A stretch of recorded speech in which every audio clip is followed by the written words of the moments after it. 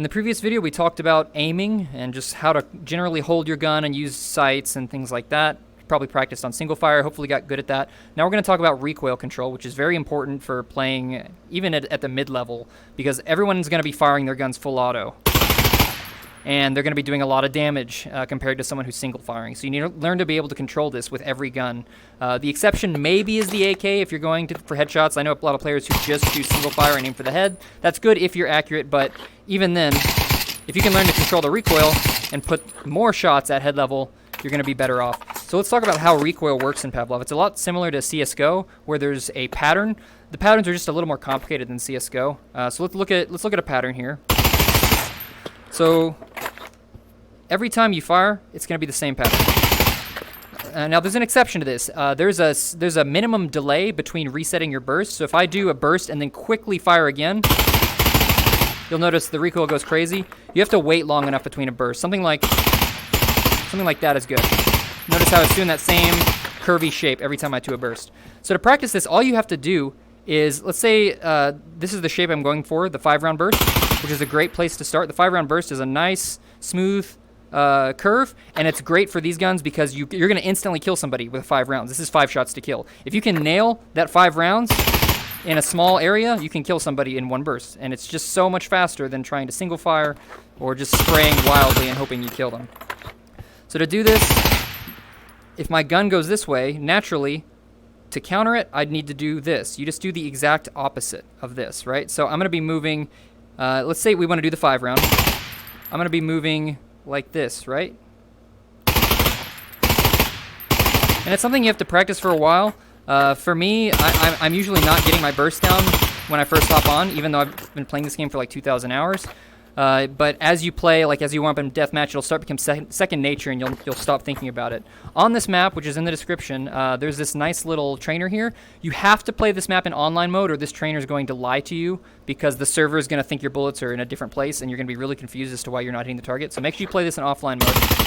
You can shoot this thing to make the target go out, maybe 60 feet, just to warm up with. And you can look at your pattern here too, right? So I can see what the pattern looks like.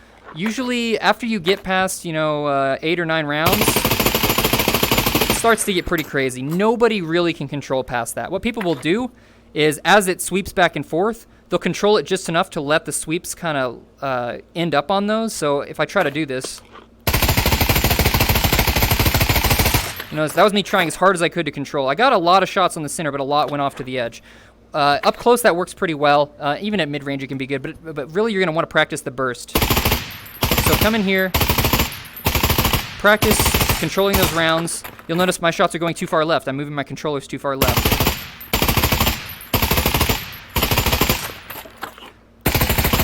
You can practice this with all sorts of guns. So all guns have a similar recoil pattern, with a few exceptions. So if you'll notice, this gun here goes to the right and then to the left. What about the AK? Same thing, right and the left. It just has a different cadence to it. There's a lot less shots in the pattern, but it is the same shape. And this is true for a lot of guns. Not all guns, but a lot of them. So if we look at the AK here, a good pattern might be to learn the 4 rounds. Let's look at the 4 round. It kind of goes straight up at this angle, but you can see it does go right a little bit. Let's do another one. That one is a little more right. There's a little bit of inherent inaccuracy to the AK, I've noticed. It's a little bit random. If you look at the barrel, when you shoot, it jiggles. I believe Dave added this and added that inaccuracy as a way to kind of nerf the AK. That's just something to be aware of. But controlling that 4 round is kind of just going down and left.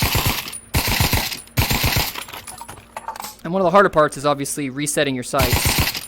Right? You want that first shot to be as accurate as you can. You'll notice my sights are going down with the way I control recoil. If your hands are spread out and you're not doing the arm stock kind of technique, you won't have that problem. So you might be able to use your sights a little better. There's also a technique where you put one gun on your chin or something like this. I see a lot of players do this. I don't like it, but some people are really good at this. But yeah, just practice that. Practice the recoil. Do it with a lot of different guns. I'll show you the Glock. Now the Glock has a lot of recoil. Let's look at the single fire Glock first. It doesn't have a lot of recoil. You don't have to worry too much about controlling the recoil. What you have to worry about is the cadence that you're firing. So you'll notice the gun goes up, and if you can tell, it kind of jiggles a little bit. You'll notice this a lot more with like a deagle or a revolver, but there's a certain cadence to where when the gun comes back down, fire right when the sights are realigned, and that gives you the most accuracy with pistols. You can just practice that on watermelons or pots and things. I love this map. So for the full auto Glock, that's what makes the Glock OP. First of all, let's look what happens when we fire a burst. It's just a 3-round burst, right?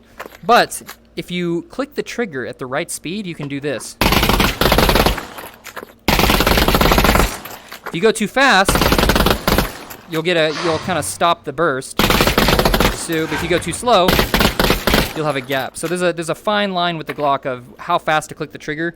I'll put it up to the camera so you can actually see how fast I'm clicking it. You're kind of clicking it, if I put it on single fire. But you're firing like right before the burst ends.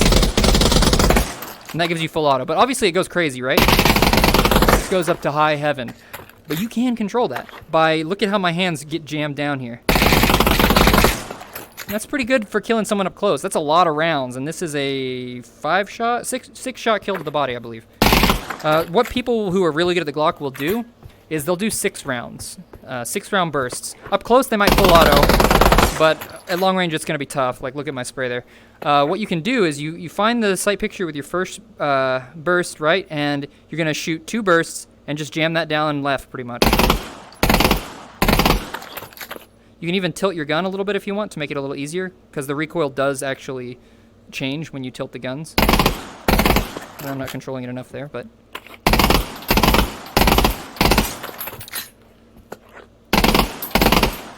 It's pretty tough to get consistent, I'm not going to lie, but if you sit here and do it long enough, you can really nail it in, because it's a nice smooth motion. You notice I'm not even really taking time to use the sights. I'm just kind of, when I'm resetting the burst, I'm just immediately shooting.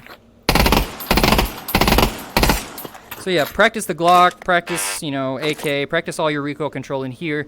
Take it straight into deathmatch. After you feel like you've got it, go into deathmatch and start shooting people with it. Try to kill people in one burst. If an AK, 4 shots, kill them in 4 shots. With an AUG or an M4, kill them in 5 shots. Same with an AK-12, but I don't recommend the AK-12. Thanks for watching, guys.